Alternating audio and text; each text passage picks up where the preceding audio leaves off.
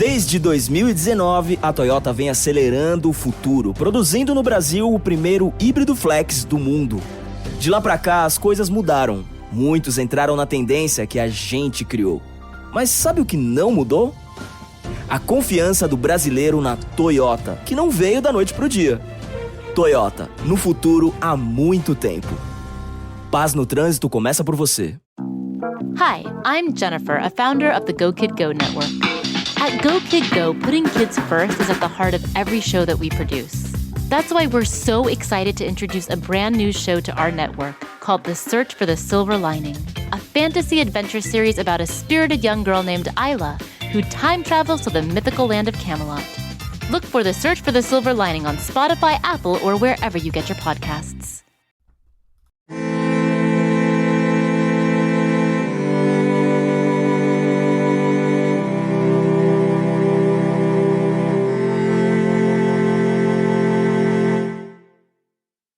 Hello, and welcome to Vulgar History, a feminist women's history comedy podcast. My name is Anne Foster, and this is part 2 of our super special about Fredegund. And I'm going to do sort of a previously on Fredegund moment, but truly, if you're listening to this and you haven't heard part 1 yet, you do you. I respect all of your choices. But it's gonna make a lot more sense if you listen to part 1 first, because we're talking about a time and a place about which, prior to doing research, I knew nothing. So actually, no. So if you're jumping into this and you actually already know all about 6th century Frankish dynasty disputes, maybe you'll get it. But anyway, part 1 is out there for you. This is part 2. I'm gonna be honest.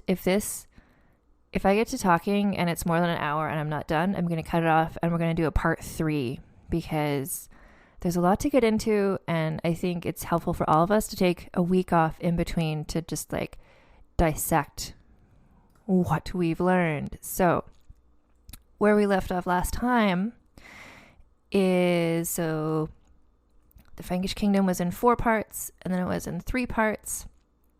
It's still in 3 parts, but one of the kings is dead. Well, I guess.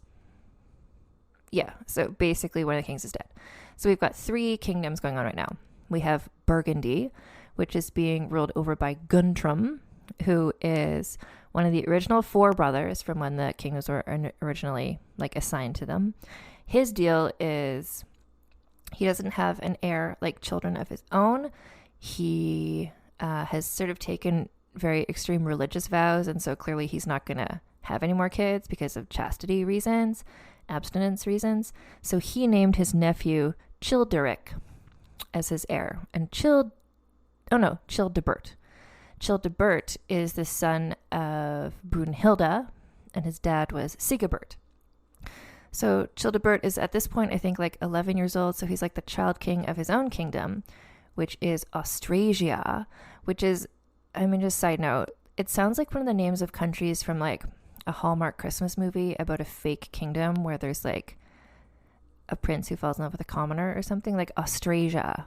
It's so close to being Australia, to being Austria, to being Asia, yet not. So Austrasia is being ruled over by 11-year-old Childebert, but really it's being ruled over by his mom, Brunhilda. And then the 3rd kingdom is Neustria, also sometimes called Soissons. I'm not sure why. And that's being ruled over by Chilperic and his wife, Fredegund. And although they were married, I get the sense it's sort of a similar thing to a child king with his mom ruling, because Chilperic is utterly devoted to Fredegund, and she's the one who's getting shit done. So because they had I think 2 or 3 sons in a row who all died of dysentery, and because they're very strict about the whole patrilineal structure of it all. Although they have a daughter named Rigunth, who we're going to learn more about this week. She obviously can't inherit because the rules are bullshit. And so they're just without a son, they're well, who's going to be the heir? And it's all this dynastic situation. So Chilperic ended up having to name Childebert his heir as well. So presumably, for a time, if Guntram and Chilperic both died, then Childebert / his mom Brunhilda would be the king of all the Frankish territories, and there would only be one king. And well, let's see if that happens. So All of this happened, but less than a year after Childebert was declared the heir to Chilperic, Fredegund became pregnant again. She is now in her 30s, and she'd been having children for like, I don't even know, 20 years. And the boys all keep dying of dysentery. So this baby was a boy named Theoderic. And that's where we left last time. And I'm sorry for having to break this news to you, because the first part of this news story is that baby Theoderic also dies of dysentery during another rainy season. So just like the rain sweeps up all the poo water, and just baby boys die of dysentery. This is the third time in a row. Fredegund, I mean, still postpartum, right? With a total lack of emotional support, presumably. She was having a time of it. Like, this was her third like child who had died very young of the same disease. Like, she must have felt like she was under a curse. In fact, she did. So she looked around to find someone to blame. So this is sort of like, if you've watched Peaky Blinders, I don't know what the overlap is between vulgar history listeners and watchers of Peaky Blinders, but I just watched the whole series a bit ago. And there's a part where somebody dies and a character, it's basically his fault, but he just like needs to find a reason that it's not his fault so he can move on with life. And so he talks to an old Romany woman who's just like, yes, there was the jewel that you gave your wife that was cursed. She died because of the curse. And he was like, great, it was the curse, not my fault, moving on. So Fred is also looking, I think, to find a reason, someone to punish, basically. She wants someone to punish for this because she's really mad. She's obviously devastated. So she's looking around for someone to blame, and she heard word, or maybe she personally overheard this. She has a spy network, right? Like, whether she personally heard or somebody else did, that a courtier was talking about how he knew a cure for dysentery. And she was like, wait a minute. If there's a person here who knows a cure for dysentery, like, A, why didn't he give it to my son? And B, this is a leap. So just stay with me and Fred and remember the emotional extreme that she's in. She's like, wait, if he knows a cure for dysentery, maybe he also knows a potion that causes dysentery. Therefore, maybe he caused my son to die. So she had this guy arrested. He was tortured. And even under torture, he didn't admit to poisoning the baby prince, but he did admit to purchasing and using potions, but not for malicious reasons, just to kind of like to make friends and influence people. So Fredegund arrested the woman he named who had provided him with these potions, which were probably just like placebos. Oh, the women. Sorry, it's not just one woman. So there are various women from whom he bought these potions. They're probably healers or midwives, probably giving him some herbs. Anyway, under torture, they agreed. They said what they needed to say to make the torture stop, which we all know doesn't mean that it's true. So they agreed. They said, yes, we caused the baby's death. We're witches. And then Fredegund had them executed, some by fire, some by being torn apart on a wheel, and some by drowning. And then, in her grief, Fredegund set up, her grief is just like really outward pointing. So she then set up a giant pyre, like a giant pile of stuff she lit on fire of all of baby Theoderic's possessions. So I don't know, like his crib, I don't know, his like little wooden toys or whatever. So it seemed like she was just sort of like exorcising the memory of him. But people didn't know why she was doing this, except they're just kind of like, Fredegund's got a Fredegund. Like, she's a woman with big emotions. Let's just let her do it.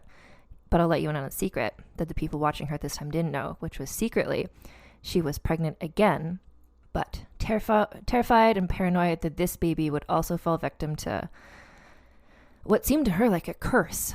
So I'm guessing she got rid of all of Theoderic's baby stuff just in case something among it was cursed, so that nothing cursed could touch her new baby. So she was secret pregnant.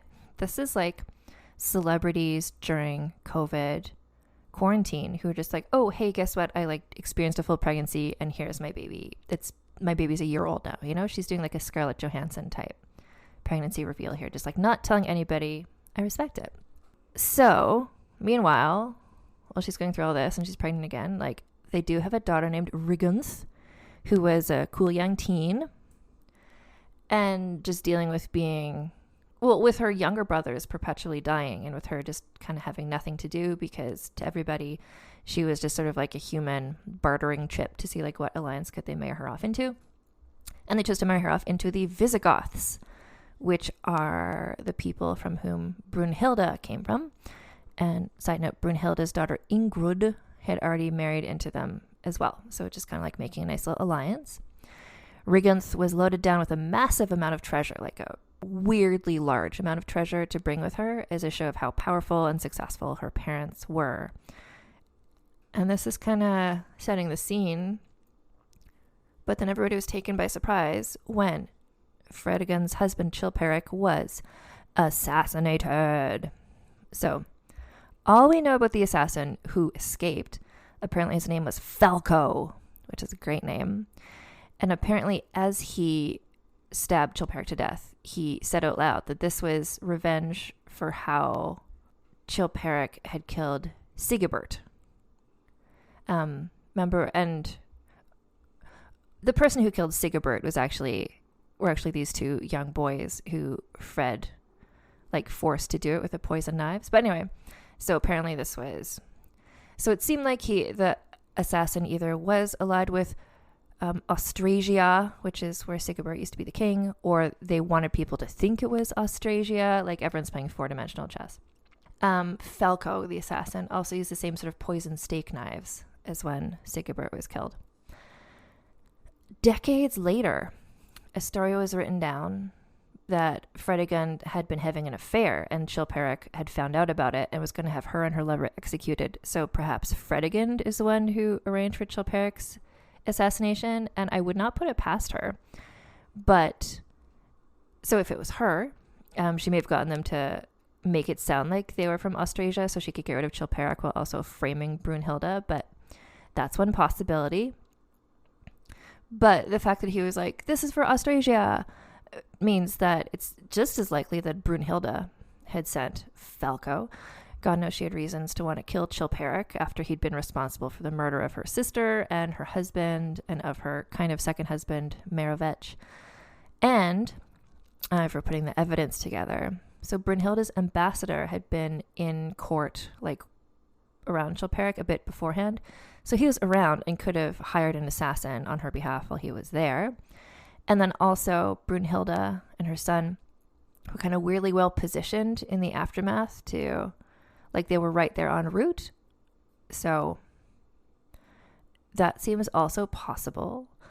We don't know who hired Falco because he escaped. You know what? This is like, I feel like the one assassin in this entire saga who actually didn't get his arms and legs ripped off afterwards or whatever. But here's the thing. I doubt that it was Fredegund who did this. Like, she knew, we'll see from her actions later on, like being without a husband was kind of detrimental to her. And also remember, she was secretly pregnant. Nobody knew she was pregnant. So if Brunhilda had been the one who planned this assassination, she may have done it assuming that her son, Childebert, would then inherit the kingdom as heir, because remember, he had been named heir. But she didn't know that there was going to be another actual heir. So I would suggest, this was not in any of the resources, but I'm just like a bitch who likes a murder mystery. I think the killer might have been Gundevald. Do you remember? He's the other younger half-brother, and he has the support of the Byzantine Empire, and he wants to take over. Anyway, this is, I'm so sorry, a cold case. We will never know who did it, but the end result is the same no matter who it was, which is Chilperic is dead, Fredegund is a widow. Meanwhile, Rigunth and her entourage, remember they said it with like way more treasure than maybe they should have.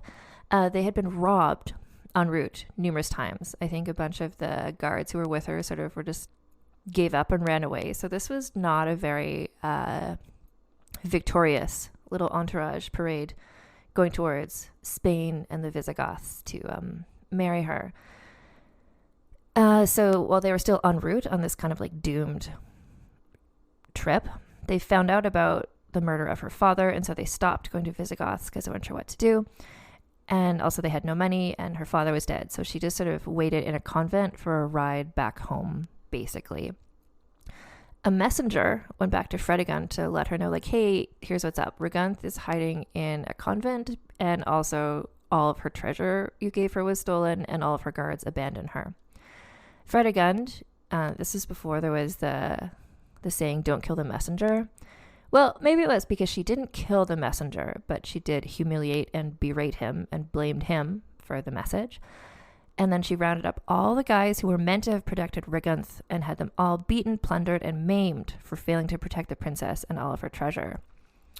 And I feel like, yeah, those guys did not do a very good job.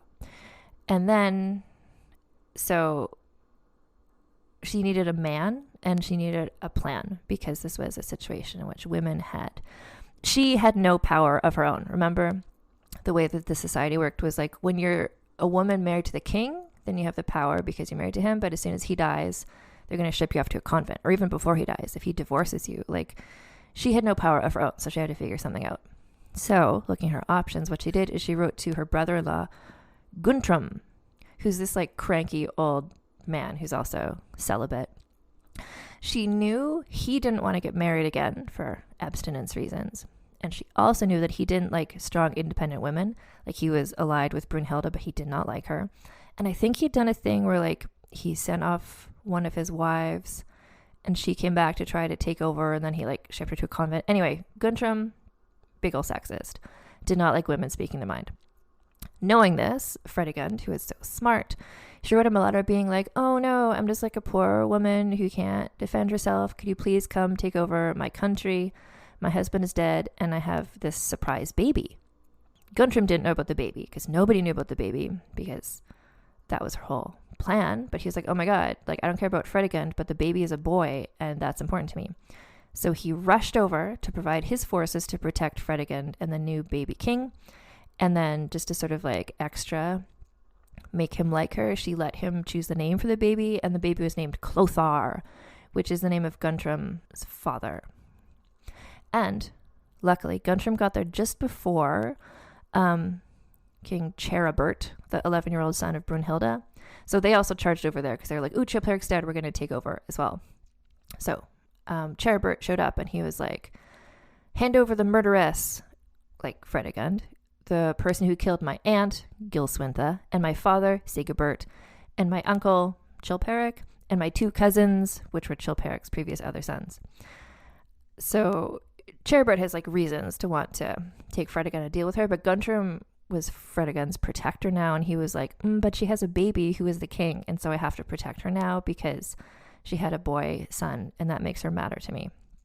And so Fredegund was safe for now, but living with Guntram sucked, because he was like this awful paternalistic older guy who wouldn't allow her to have any power, and like, I mean, he was not vibing with her.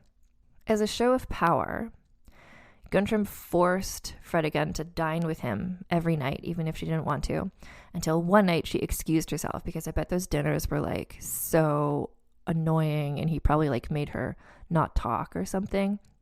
But she was like, ugh, she excused herself, saying she had to go because she was pregnant, which is like, we're going to look at this, because why would her being pregnant mean she can't join him for dinner? But more importantly, what? So there was, like, her husband was dead, but there were 2 months between the birth of Clothar and Chilperic's death, so she could have conceivably gotten pregnant again. But that's like a Britney Spears level, like, back-to-back pregnancy. And that was also, for their time, as well as for ours, really, it's outside the norm for people to like get instantly pregnant right again, especially if you're breastfeeding, etc. So, but there culturally, women usually waited at least 8 months after giving birth to become pregnant again. I think that's based on a Bible thing maybe, but also I think the Bible thing might be based on just like best practices of like making women have better chances of not dying. So she was probably lying. But also, if she said she's pregnant, that meant Guntram would be less likely to turn against her, because her new alleged baby would also be an heir, so it's maybe a way to protect herself. To be clear though, like, no baby ever came after Clothar, and nobody ever wrote about her being pregnant again. So she was probably just trying to get out of an annoying dinner situation. Or, I mean, maybe she had a miscarriage, or maybe, I don't know. It just seems to me like she was just being like, I can't deal with this dinner anymore. And they're like, well, where are you going? She's like, I'm pregnant. Peace out.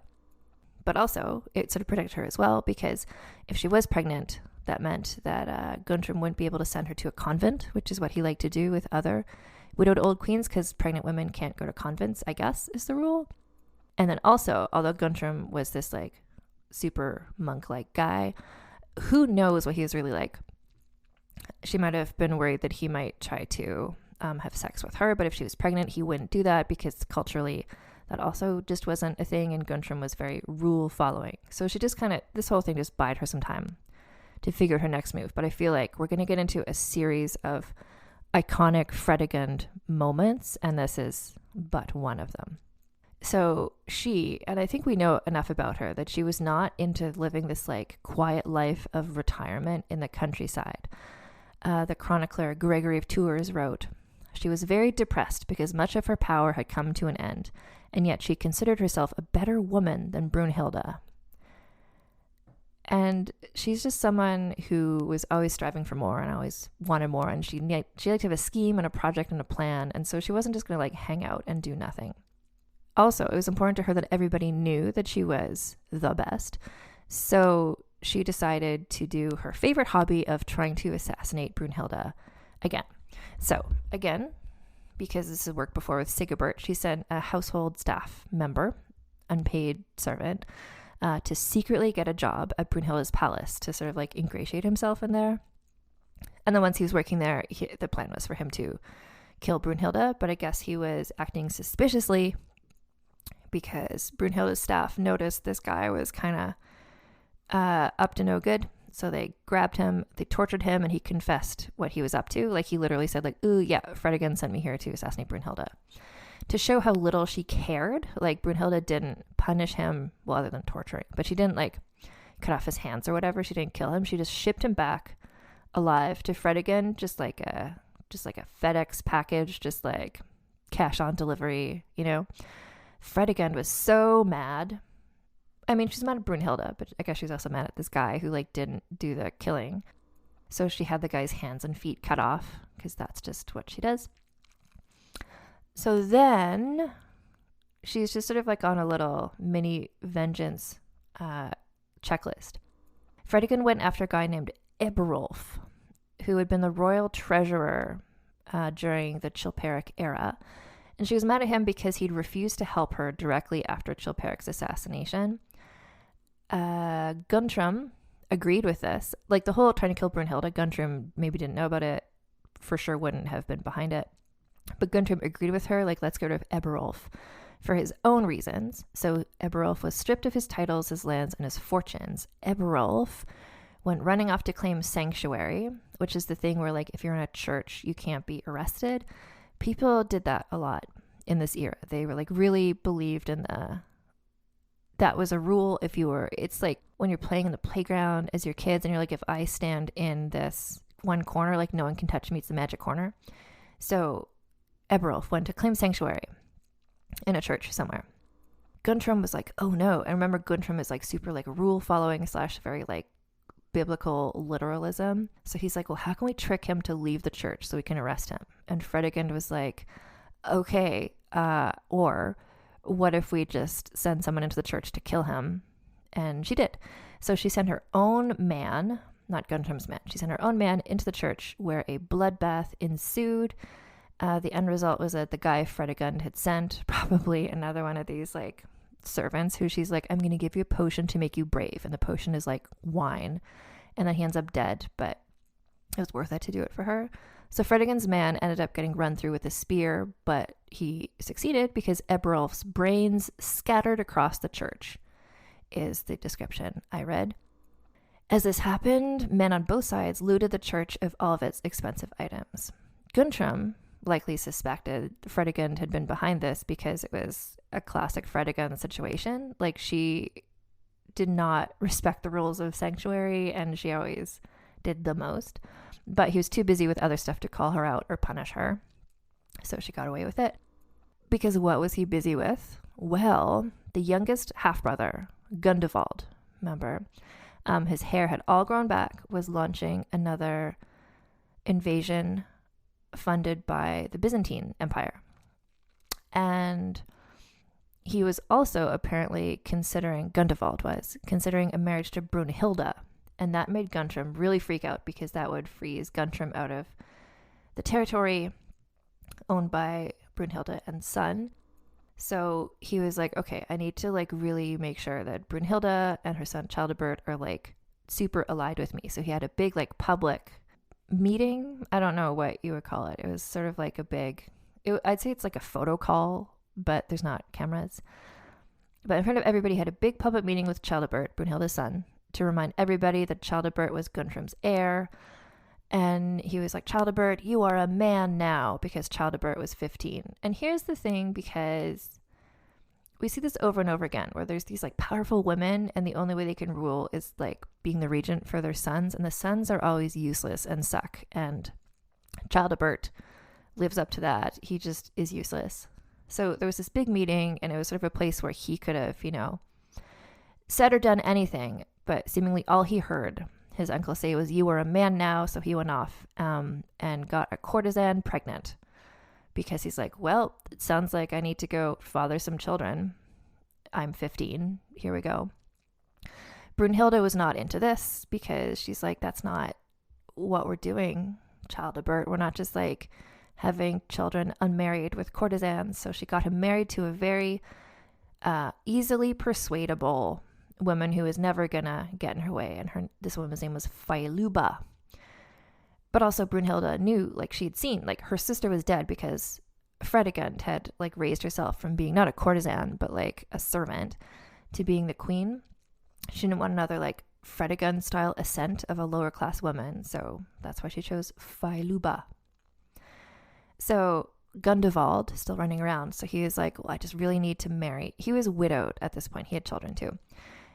He just really wanted to marry somebody to sort of like weasel his way in so he could be the king of somewhere. So he tried to see if he could marry Fredegund's daughter, Rigunth, who is still single after the whole caravan robbery situation. Fredegund herself, I don't know if he considered marrying her. Anyway, but none of this came to anything because Guntram's forces came together, successfully killed Gundevald, so that whole threat is done. This part 2 episode, it's part 1 was like, here's like 75 people, and at the end of it, like 5 of them were still alive. So every time someone dies in the story, I'm just like, oh, okay, less people, this gets less confusing. But Guntram was mad at Fredegund for entertaining possibly marrying Rigunth to Gundevald. So to get back at her, Guntram made public accusations that Fredegund's son, baby King Clothar, was illegitimate. If he was believed, Fredegund would be seen as an adulteress and probably a murderess. Clothar would no longer be the baby king, and Fredegund would no longer have any power at all, which she was not going to let happen. So the way that like the legal system worked in this time is that there were 2 ways that she could answer his accusation. So either by trial, like a court case, with a judge and probably a jury of men and everybody has to testify, or by ordeal, which I guess trial by combat type situation. But there was also a 3rd way, less commonly used. I remember Fredegund was a very well-read, so she knew all the loopholes, all the legal loopholes. And the 3rd way was if she had 12 trustworthy noblemen vouch for her in public. So the thing she could do is she could have 12 trustworthy noblemen vouch for her in public. So she set about arranging this to happen for her. And she had, remember, army of spies, like so influential. She called in every favor she had from anybody, using her supporters to find more supporters. And then the day that she was supposed to show up with, like, that she had to answer to the accusations, where all that was needed for was 12 noblemen to speak for her. And she marched in, not with 12 men, but with 3 bishops and 300 noblemen, all ready to say how she was the most trustworthy person. She's totally not an adulteress. They were all like, all 303 of us can all guarantee Clothar is totally not illegitimate. And in the face of this, Guntram had to admit defeat. He obviously wasn't happy about it, but just tally that up for like Fredegund icon status. Meanwhile, she can't stop trying to kill Brunhilda. So she was found out. Guntram found out that she was yet again trying to kill Brunhilda because Guntram intercepted a letter in which her plans to assassinate were discussed. I want to make it clear this was not Fredegund's letter. It was not from her because she was too smart to let her letters be intercepted. Someone else wrote to her. Someone else wrote about it. So Guntram intercepted this letter and he gave a heads up to Brunhilda and Childebert. And because of this heads up, they found 2 clerics armed with swords with special grooves in them to hold poison, like special swords with built-in poison pockets, because Fredegund was like leveling up her methods of using poison knives. These 2 men were tortured, mutilated, and killed. And throughout all of this, Fredegund was still stuck in this house in Rouen. And the thing about Rouen is that the bishop of Rouen at the time was her old enemy and everyone's favorite name, Praetaxtatus. So how did he get back here? So the thing is that Praetaxtatus he was a bishop, and then he stopped being a bishop. He was like de-bishoped by Chilperic, I think, because of how he had been found to be secretly funding Gundevald. But then after Chilperic died, he was like, ooh, maybe I can go back in. He came back and he was like, I'm going to be a bishop. Can I be a bishop again? And Guntram was like, okay, even though Fredegund was like, he is my mortal enemy. Guntram's like, I'm a man and I know better. So anyway, Praetaxtatus is back in the scene. So he was a bishop, then he wasn't a bishop, now he's a bishop again. And he would like make fun of Fredegund, being like, maybe I was a bishop and then I was not a bishop, but I'm a bishop again. But you were a servant and you'll never, and like, if you're not going to always be a royal because you used to be a servant. So like, you're going to be a servant again one day, basically. Which is like bold of him to be mocking Fredegund after we've seen literally everything about her. But also, this was like, do you know in the 2nd and 3rd Back to the Future movies, where there's this thing where when someone calls Marty McFly chicken, he just like loses all sense of logic and reason, and he'll do anything foolhardy because he like can't bear to be called chicken.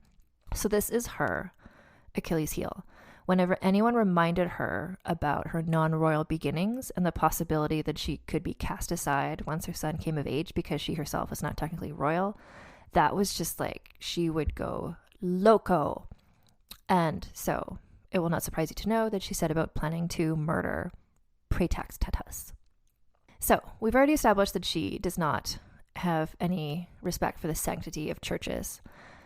So she arranged for an assassin to come into the Easter Mass. So like, remember this is a Christian situation. So during the Easter Mass, so Praetaxtatus was just standing up at the front, like being the bishop, doing the Mass. And like, as he's like literally in the church giving the Mass, this guy ran up and stabbed him in the armpit, which is an interesting place to stab somebody.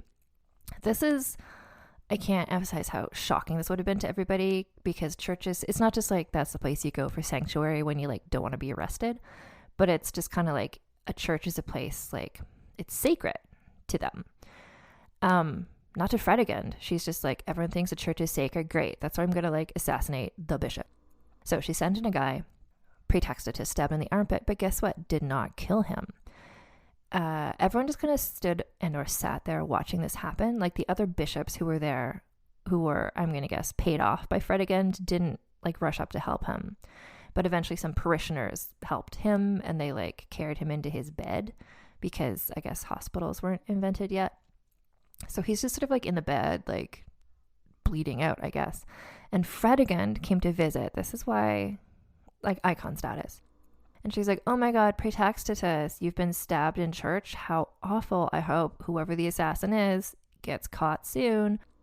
And Praetaxtatus was like, I think we both know who is behind this. And she was like, want me to send my personal doctors to help you? And he's like slowly bleeding out and dying, just like, no, I don't want your personal doctors, aka probably also assassins. And then he's like, and also you are a murderer, Fredegund. And he listed all the people who he allegedly thinks that she killed, which he was probably right. And then he cursed her for the rest of her days, but she gave no fucks and left. And he died the next day. So like, mission accomplished. So the people of Rouen were freaked out that a bishop was, assassinated in the middle of Easter Mass, which is like fair enough to be freaked out about that. So the town leaders, I'm not sure how many there are, let's assume like 3 of them, came to Fredegund to be like, we know this was you. And she was like, let's talk about this over dinner. And they were like, probably not, because you're probably going to poison our food or whatever. And she's like, okay, but do you want to accept this traditional Frankish drink? And this is a detail I'm going to give you that may or may not explain everything about everyone's behavior throughout this entire story, because the traditional Frankish drink was absinthe mixed with wine and honey, which is quite a beverage. I know there's other history podcasts where they like invent a mixed drink to like drink based on every story. And if I was that sort of podcast, that's what I would do. Absinthe, wine, and honey. If they're just drinking that instead of water, then like, of course, everyone's behaving in this assassination-y way. They're all just like drunk / high / on a sugar rush constantly. Anyway, so she gave him this drink and he's like, well, of course I'll accept a drink of absinthe, wine, and honey from you. Like, that's just a thing we do here. We're the Franks. But obviously it was poisoned. And as he drank it, he's like, oh, fuck, it's poisoned. And he warned the other town leaders to run away. But they were caught as they ran away and they were all killed. So, but you can't just like murder everyone like this. So the church itself set out to investigate. Like, if we're keeping track, she had killed the bishop and then the town leaders.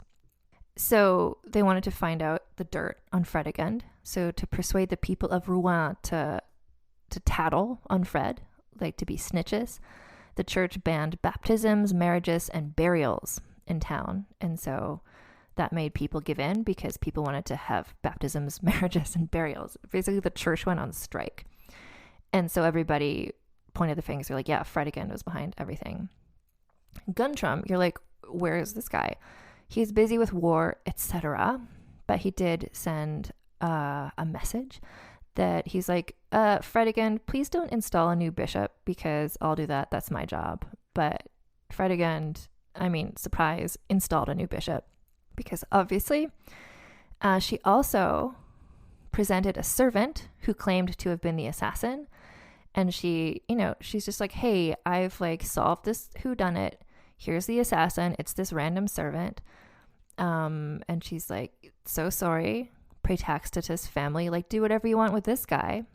So I guess they decided to torture this guy, and under torture, this guy said Fredegund had paid him to do all this, and then he was executed. And I guess that kind of like is like, well, that's all wrapped up because her murderous power play had worked. By 546, she was the undisputed leader of the kingdom of Neustria. She was the regent for her infant son Clothar.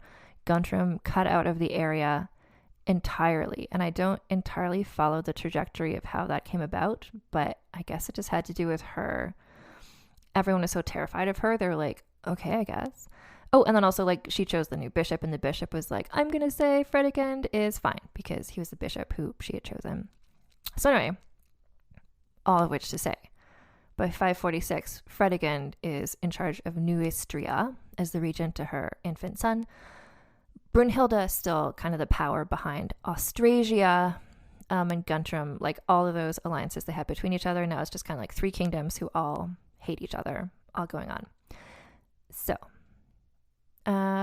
here's a little side story for you. It's about Fredegund's daughter, poor Rigunth, who just like, so she survived all of, like, her baby brothers kept dying.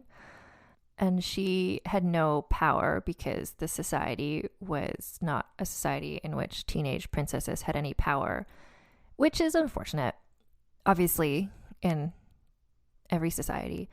Anyway, Rigunth sounds like she was really cool.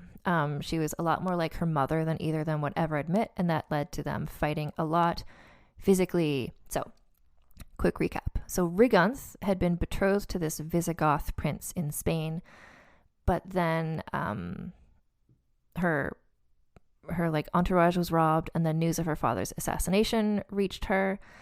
So when we last left her, she was waiting in a convent to get a ride home, effectively because the marriage to the Visigoth prince had fallen apart. Eventually she was brought to live with Fredegund in Rouen, and these two just like hated each other. Or more accurately, Rigunth hated Fredegund, and Fredegund was like, what have I ever done to you except for like never pay attention to you or love you? So Fredegund was so busy birthing and then mourning baby sons that she never paid much attention to Rigunth. Also, just to note that in this patrilineal society, so Rigunth couldn't be the heir, so she was inherently less important except just as someone to marry off. And there's a lot of problems, but one major problem with a patrilineal society is that if you look at statistically throughout all of time and history, girls in general are often healthier than boys. Girl babies tend to survive better than boy babies. Like, how many stories have we done on this podcast where it's like, oh no, and then the baby who's the heir died? Like, girl babies are just more resilient, and that's what's so dumb about building a society about where girls can't do anything. So Rigunth just had this sort of sense of uselessness and pointlessness, which kind of makes sense because everyone was just like, no one cares about you. You don't matter. We're just going to send you off to marry somebody. JK, you're not going to marry that guy. All of the guards abandoned you, and now you're just going to like live in this castle with your mother who hates you. So she was like well educated based on the charisma of her parents, probably gorgeous, very charismatic. Is this also a thing where it's like, we have the women who are amazing and then their sons like killing themselves over to give their sons power, and the sons are useless? I think the daughters are often cool, and it's just like, so frustrating. So Rigunth is just this cool young teen, bored all the time, and to like find something to do, she just flirted shamelessly with every man she came into contact with. And I feel like hats off to you, Rigunth. You know, teenage version of a tits out life. Fredegund was like, please stop flirting with every man. This is going to ruin your marriage prospects. And Rigunth is like, what marriage prospects? I am a teenage unmarried woman. And then she knew the one thing that she could say to most hurt her mother, which is the Marty McFly thing. Fredegund's sensitivity about having been born a commoner and having been a slave. So she would just be like, you know, I'm royal by blood. You're just a servant. Like, one day you're just going to be a servant again. And then, you know, that just, again, I mean, it's bold of anyone to stand up to Fredegund like this after we've seen how many people she can assassinate. But I guess when it's your daughter, she's just kind of like, screw you, mom. So their arguments were screaming matches, sometimes physical altercations with slaps and punches. And then most famously, during one of these fights, Fredegund pretended to be tired of arguing and was like, you know what, Rigunth, like, come with me. So they go into a room with a giant treasure chest full of Rigunth's father's old treasure, Chilperic's treasure. And Fredegund was like, Rigunth, you can take any of your father's old treasures with you and do whatever you want with them. And Rigunth is like, okay, I guess this is like a peace offering or whatever. So she knelt down and leaned over to like look in the treasure chest to see what she's going to take. And you better believe that her mother, Fredegund, slammed the lid of the treasure chest on her daughter's neck. The servants in the room began freaking out because this was not an accident. Like, this was not just trying to injure her. Like, Fredegund was attempting to murder her daughter via the lid of a treasure chest. Rigunth's eyes were bulging. She couldn't breathe. Fredegund was just like pushing harder and harder. Eventually, one of Rigunth's servants ran to the hall for help. More attendants came out, and they pulled Fred away and helped Rigunth get some fresh air. And so, like, parenting tips from Fredegund, apparently. And also, that's the last we ever hear about Rigunth, so I do not know what happened to her after that. Although if Fredegund had successfully killed her, I think that would have been recorded. So I don't even know. I'm going to guess at this point Fredegund sent Riggund to go off live in a convent, because that's just what you did in this era with inconvenient girls and women. So the next part of this in my notes is called Fredegund's Warrior Queen Era. So hold on to your tits. Here we go. So the thing is that Guntram was still stomping around trying to steal land from Fredegund, because this whole thing is just like, they're so focused on just each other. It's like, here's these three kingdoms and all that they're doing is trying to steal land from each other. Like, it's very self-contained. They're not trying to like get more land anywhere. They're just like, this is our land. These are the three Frankish kingdoms, and we're just going to keep trying to steal it from each other, is all that's happening. So the thing is, Fredegund was not just like expert at innovating swords with poison pockets in them and, you know, unconventional parenting tips. She had some real good military prowess. So I think part of this is just, she's just like a smart person who can like figure things out other people don't think about. I think also part of it is from all of her book learning. Like, she read about the Romans, and maybe from growing up as potentially a Celtic person, she knew some of their stuff too. So she had some really cool military ideas. And you know me, if you're listening to this podcast, if you're listening to this part 2 episode, like, I'm not generally, I don't care about the details of battles. That's like, other people do that. God bless. But the way that Fredegund fought battles is like really interesting. So, for instance, there's a place, an area, a people called the Bretons. So right now we know Bretons as, there's Breton crackers. There's also, you know how the stereotypical like modern day French people wear the like black and white horizontal stripe shirts, like that's called a Breton stripe. Anyway, so there's a Breton king named Warach, and Fredegund teamed up with him to help fight off Guntram's invading forces. She knew that she couldn't send her troops to help Warach, because then Guntram would know that she was behind this, and she didn't want Guntram to know that she had teamed up with the Bretons. So instead, she got her army to disguise themselves to look like the Bretons. What did the Bretons look like? Well, you remember how the Franks had the like distinctive long hair and the like combed nose hair mustaches? So the Bretons also had a distinctive hairstyle that was shorter, so she got all of her men to cut off their hair, which was like a big ask in a society and a culture where long hair was so important. But then she also got her men to dress in the same distinctive style as the Bretons, and history does not record what the Bretons' distinctive clothes were, but I have to imagine horizontal black and white stripes. So Guntram, and they won. Guntram never knew that she was involved because her troops just looked like more Bretons, and their side won. So this is what I mean. She's just like, she thinks beyond what other people are thinking of. But then, as keeps happening due to, I don't like, are you in France? Have you been to France, modern day France? Like, is there still floods all the time? Because during this era, and we know this for sure because Gregor of Tours was writing these chronicles, and he just like wrote down the weather very faithfully, and it's just like rain for, it feels like 25 years, just like rain, floods, dysentery. So due to floods, this weirdly long rainy period, Fredegund's bad luck, and a lack of understanding of communicable diseases, her remaining son Clothar got dysentery, the same thing that had killed his older brothers. And just imagine being her, and the same goddamn thing happens to yet another son, just when you're on a role of like being this warrior queen. So she's fought this in different ways. Remember, one time she burned the tax records and forgave all the tax debts. Last time she killed the midwives who with the potions. She burned all of her baby stuff.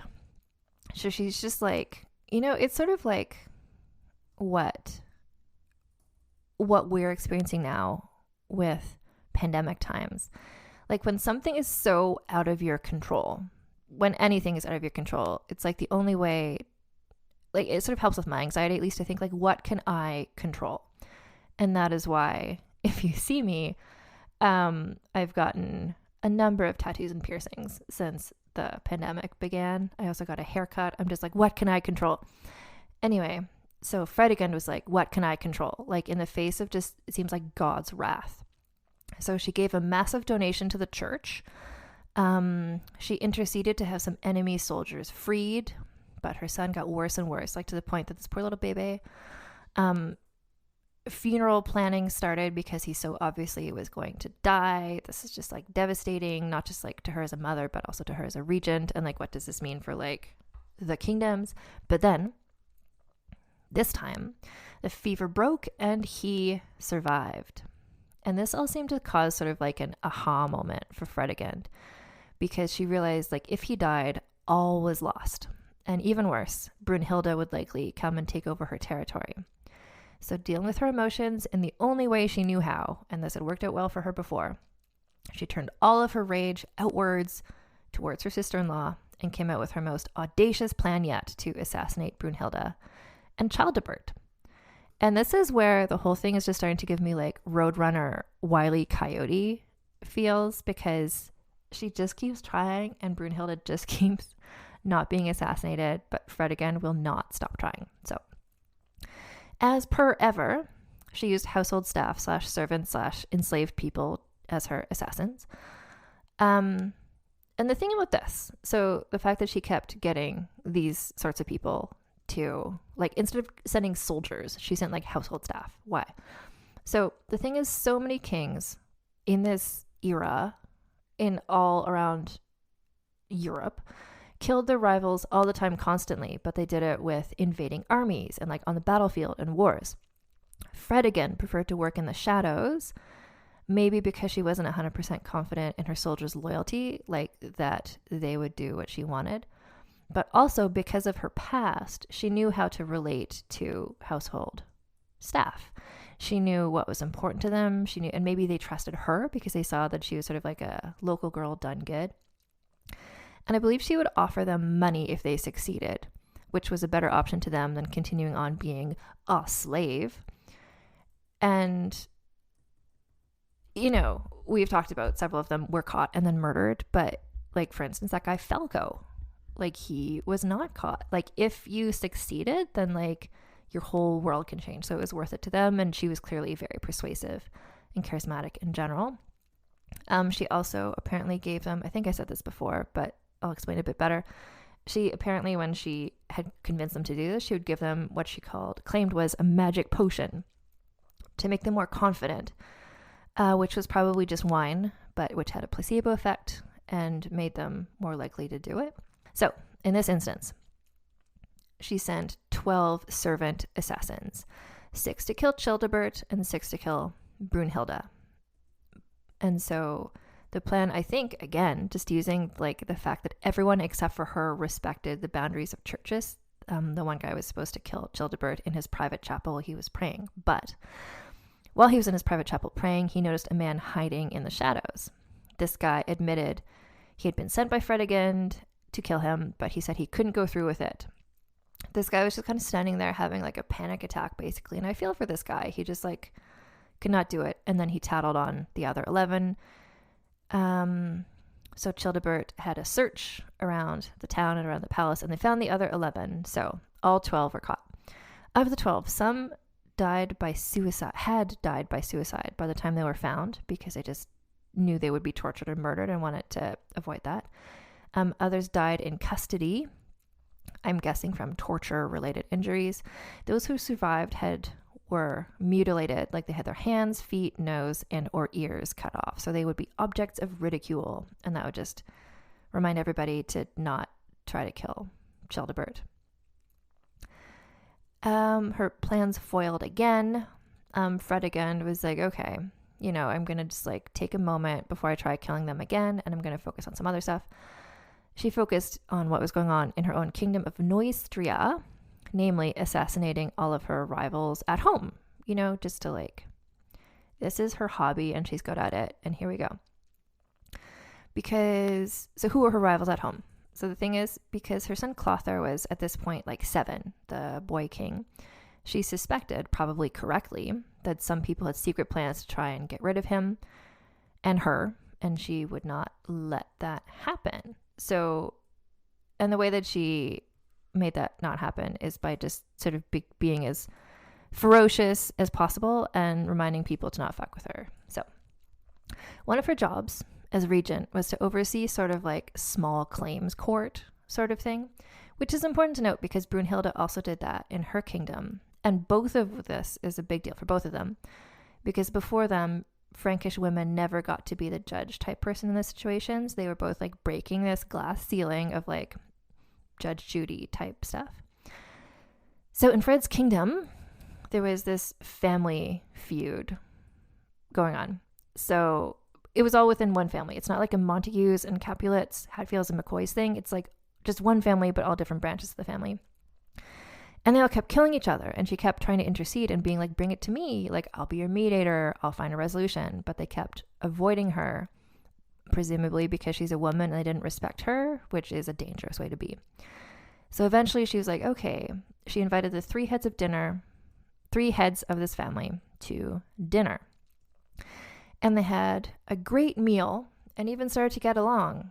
And their servants started to fall asleep because the party had been going on for so long. I'm assuming they're all drinking their absinthe, wine, honey drink. And if you're thinking like, wow, Fredegund has like promised as a mediator, food brings people together. No, you are wrong. Because late into the meal, she gave a signal to her servants and the three men with axes came out and beheaded these three guests like fuck around and find out. So this solved the issue of the warring family in that they were dead now. There were other guests at this party, by the way. It wasn't just Fredegund and these three guys. So it was just like Fredegund, these three guys, some others. The others all just kind of like slowly pieced out, left the room, presumably at this reminder that Fredegund was not someone to fuck around with. So she, small scale, she like solved this family dispute by killing them all. But larger scale, this just kind of reminded everybody, just like, don't fuck around with Fredegund. Like, do not conspire against her. Like, she will find out, and she does not hesitate to bring out men with axes. And you know what? I'm going to leave us there because we're getting close to it being an hour, and I think that's a good length of episode. And I want you to be able to really think about what we've learned. Get excited for part 3 will be the last part because we're going to get into the end of it all, but also we're going to get into the scoring, which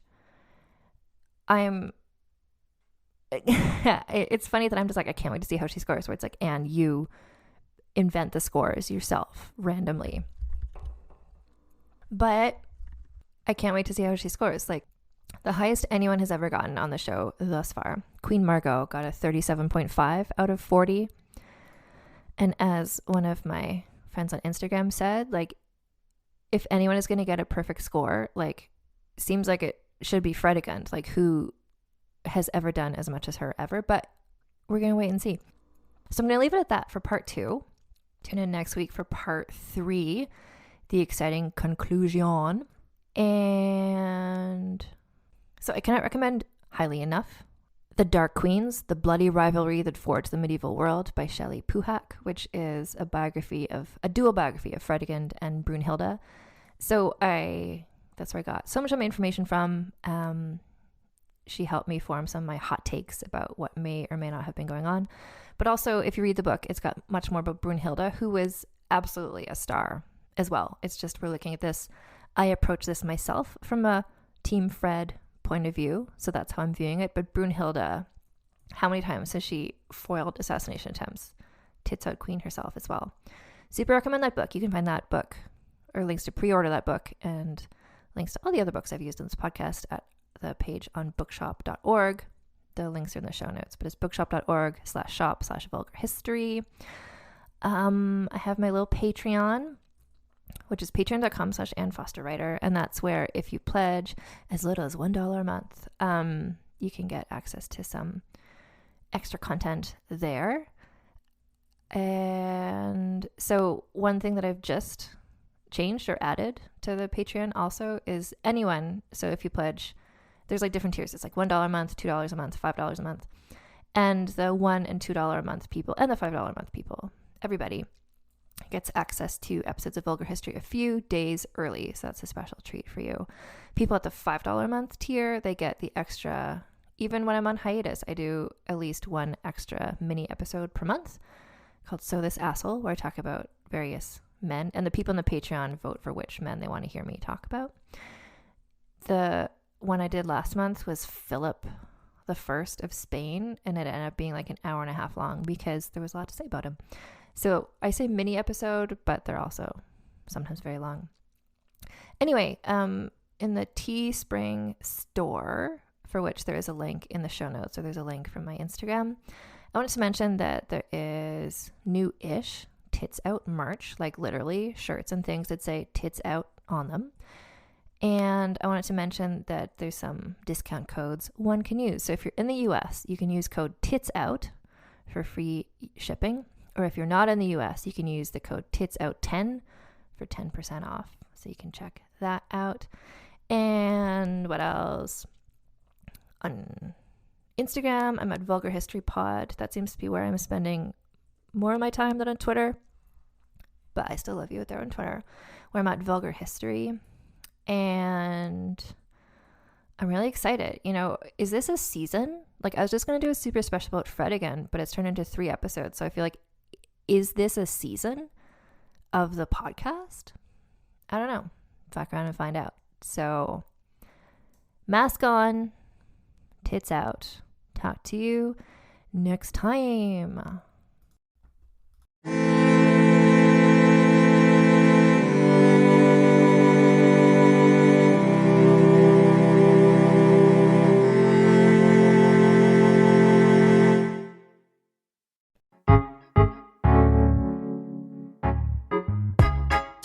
I'm Laura Cathcart-Robbins, and I'm the host and creator of Only One in the Room podcast. Every week, my co-host Scott Slaughter and I invite you to join us for an hour and lose yourself in someone's incredible Only One story.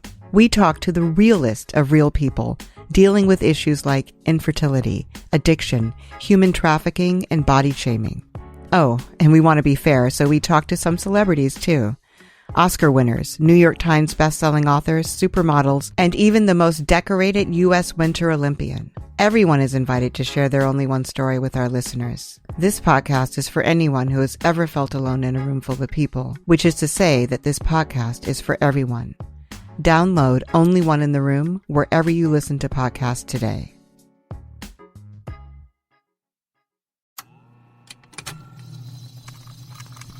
Contained herein are the heresies of Radolf Buntwine, erstwhile monk turned traveling medical investigator.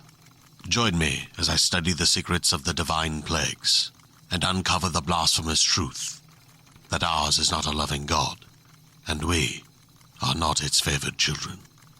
The heresies of Radolf Buntwine, wherever podcasts are available.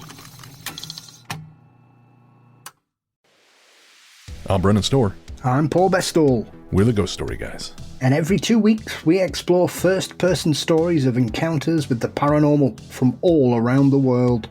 Then we have some fun reacting to those stories. We like to say our goal is to scare the hell out of you, then make you laugh. Belief in the paranormal is not required.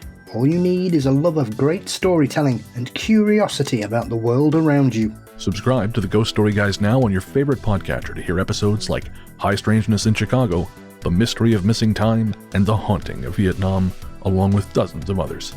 We've talked about mythical bridges, doppelgangers, haunted seaside towns, and so much more.